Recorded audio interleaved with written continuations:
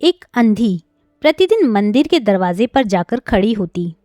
दर्शन करने वाले बाहर निकलते तो वह अपना हाथ फैला देती थी और नम्रता से कहती, बाबूजी, बाबूजी, अंधी पर दया हो जाए। वह जानती थी कि मंदिर में आने वाले दयावान और श्रद्धालु हुआ करते हैं। उसका यह अनुमान सत्य जान पड़ता था। आने जाने वाले कुछ पैसे उसके हाथ पर रख देते। अंधी उनको दुआएं देती और उनके शहर के श्रद्धालु स्त्रियां भी उसके पल्ले में थोड़ा बहुत डाल जाया करती थी। सुबह से शाम तक वह इसी प्रकार हाथ फैले खड़ी रहती थी। उसके पश्चात मन ही मन भगवान को प्रणाम करती और अपनी लाठी के सहारे झोपड़ी का पथ ग्रहण करती। उसकी झोपड़ी नगर से बाहर थी। रास्ते में भी याचना करती जाती, किंतु राहगीरों में अधिक संख्या श्वेत वस्त्र वालों की होती, जो पैसे देने की अपेक्षा झिड़कियां दिया करते हैं। तब भी अंधी निराश न होती और उसकी यात्रा बराबर जारी रहती। झोपड़ी तक पहुंचते पहुंचते उसे 15-20 पैसे और मिल जाते हैं। झोपड़ी के समीप पहुंचते ही एक 10 वर्ष का लड़का चला आता और उससे चिपक जाता है। टटोलकर उसके मस्तक को चूमती। बच्चा कौन है, किसका है, कहाँ से आया है, इस बात से कोई परिचय नहीं था। 5 वर्ष हुए। पड़ोस वालों ने उसे अकेला देखा था। एक दिन संध्या समय लोगों ने उसकी गोद में एक बच्चा देखा। वह रो रहा था। अंधी उसका मस्तक, उसका मुख चूम चूम कर उसे चुप करने का प्रयत्न कर रही थी।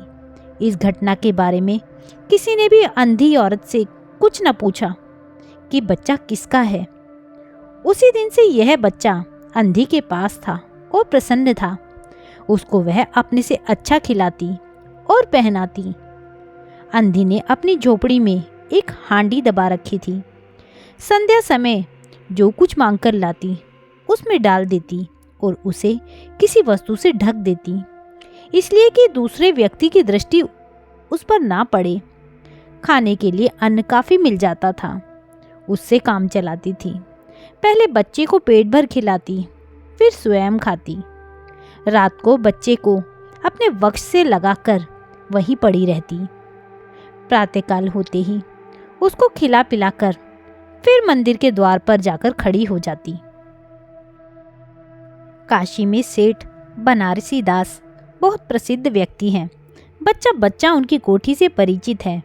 बहुत बड़े देशभक्त और धर्मात्मा है। गांव में उनकी बहुत ऊंची कोठी थी। कोठी पर हर समय भीड़ लगी रहती है। कर्ज के लिए तो लोग उनके पास आते ही थे, परंतु ऐसे व्यक्तियों की भी भीड़ लगी रहती जो अपनी पूंजी सेठ जी के पास धरोहर रूप में रखने आते। सैकड़ों व्यापारी अपने जमा पूंजी इन्हीं सेठ जी के पास जमा कर जाते।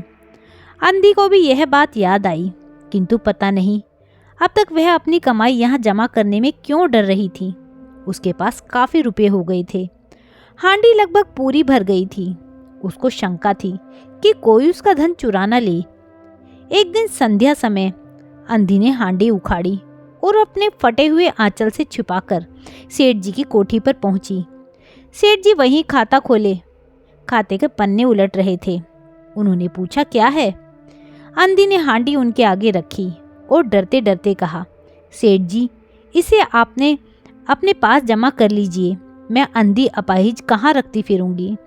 सेठ जी ने हांडी की ओर देखकर कहा, इसमें क्या है? अपने बच्चे के लिए 2-4 पैसे संग्रह किए हैं, अपने पास रखती डरती हूँ। कृपया इन्हें आप अपनी कोठी में रखें। सेठ जी ने मुनीम की ओर संकेत करते हुए कहा, बही में जमा कर लो।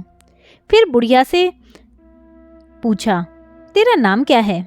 अंधी ने अपना नाम बताया और मुनीम जी ने नकदी गिनकर उसके नाम पर जमा कर ली और सेठ जी को आशीर्वाद देती हुई अपनी झोपड़ी की राह चली गई। 2 वर्ष बहुत सुख के साथ बीते। इसके पश्चात एक दिन लड़के को ज्वर हो आया। अंधी ने दवा दारू की, टोनी टोटके की, परीक्षा ली, परंतु सभी प्रयत्न विफल हुए। लड़के की दशा दिन प्रतिदिन बुरी होती गई। अंधी का हृदय टूट गया। सभी ने जवाब दे दिया, निराश हो गई। परंतु फिर ध्यान आया कि संभावित डॉक्टर के इलाज से फायदा हो जाए। इस विचार के साथ ही वह गिरती पड़ती सेठ जी की कोठी पर आ पहुंची। सेठ जी उपस्थित थे। अंधी बोली कि सेठ जी, मेरी जमा पूंजी में से 10-5 रुपये मुझे मिल जाएं तो बड़ी कृपा होगी। मेरा बच्चा मर रहा है, डॉक्टर को दिखाऊंगी। सेठ जी ने चालाकी भरे स्वर में कहा, कैसी जमा पूंजी, कैसे रुपये? मेरे पास किसी के रुपये जमा नहीं है। अंधी ने रोते हुए उत्तर दिया, 2 वर्ष हुए मैं आपके पास धरोहर रख गई थी, दे दीजिए, बड़ी दया होगी। सेठ जी ने मुनीम की ओर रहस्यमयी दृष्टि से देखते हुए कहा, मुनीम जी, जरा देखना तो, इसके नाम की कोई जमा पूंजी जमा है क्या? तेरा नाम क्या है री? अंधी की जान में जान आई। आशा बंधी। पहले उत्तर सुनकर उसने सोचा कि सेठ बेईमान है, किंतु अब सोचने लगी, संभवतः उसे ध्यान न रहा होगा। ऐसा धर्मी व्यक्ति भी भला कहीं झूठ बोल सकता है? उसने अपना नाम बता दिया। बही उलट पलट कर देखा और फिर कहा, नहीं तो इस नाम पर 1 रुपया भी जमा नहीं है। अंधी वहीं बैठ गई जमीन पर। उसने रो रो कर कहा, सेठ जी, परमात्मा के नाम पर, धर्म के नाम पर कुछ दे दीजिए, मेरा बच्चा जी जाएगा। मैं जीवन भर आपके गुण गाऊंगी। परंतु पत्थर में जोंक न लगी। सेठ जी ने क्रुद्ध होकर उत्तर दिया, जाती है या धक्के मारकर निकलवाऊं? अंधी बोली, भगवान तुम्हारा घर भरे। यह आशीर्वाद नहीं था, बल्कि एक दुखी का श्राप था। बच्चे की दशा बिगड़ती गई, दवा दारू हुई ही नहीं। एक दिन उसकी अवस्था चिंताजनक हो गई, प्राणों के लाले पड़ गए। उसके जीवन से अंधी भी निराश हो गई। सेठ जी पर रह रहकर उसे क्रोध आता था। इतना धनी व्यक्ति कुछ रुपये दे देता तो क्या चला जाता, और फिर मैं उससे कुछ दान नहीं मांग रही थी, अपने ही रुपये मांगने गई थी। सेठ जी से घृणा हो गई। बैठे बैठे उसके कुछ ध्यान आया। उसने बच्चे को अपने गोद में उठा लिया और ठोकरें खाती हुई सेठ जी के पास जा पहुंची और उसके द्वार पर धरना देकर बैठ गई। बच्चे का शरीर ज्वर से तप रहा था और अंधी का कलेजा भी। एक नौकर किसी काम से बाहर आया। अंधी को बैठा देख उसने सेठ जी को सूचना दी। सेठ जी ने हुक्म दिया, उसे भगा दो। नौकर ने अंधी से चले जाने को कहा, किंतु वह उस स्थान से न हिली। उसे डर दिखाया, लेकिन वह टस से मस न हुई। उसने फिर अंदर जाकर कहा कि वह नहीं हटेगी। सेठ जी स्वयं बाहर पधारे, देखते ही पहचान गए। बच्चे को देखकर उन्हें आश्चर्य हुआ कि उसकी शक्ल सूरत उसके मोहन से बहुत मिलती जुलती है। 7 वर्ष हुए जब मोहन किसी मेले में खो गया था। उसकी बहुत खोज की, पर उसका कोई पता न मिला। उन्हें स्मरण हो आया कि मोहन की जांघ पर एक लाल रंग का चिन्ह था। इस विचार के आते ही उन्होंने अंधी की गोद के बच्चे की जांघ देखी। चिन्ह अवश्य था, परंतु पहले से कुछ बड़ा हो गया था। उसको विश्वास हो गया कि बच्चा उन्हीं का है। उसको छीनकर अपने कलेजे से चिपका लिया। शरीर ज्वर से तप रहा था। नौकर को डॉक्टर को बुलाने के लिए भेजा और स्वयं मकान के अंदर चल दिए। अंधी खड़ी हो गई और चिल्लाने लगी, मेरे बच्चे को ना ले जाओ, मेरे रुपये तो हजम कर गए, अब क्या मेरा बच्चा भी मुझसे छीनोगे? सेठ जी बहुत चिंतित हुए और कहा, बच्चा मेरा है, यही एक बच्चा है। 7 वर्ष पूर्व कहीं खो गया था, अब मिला है तो इसे कहीं नहीं जाने दूंगा और लाख यत्न करके भी इसके प्राण बचाऊंगा।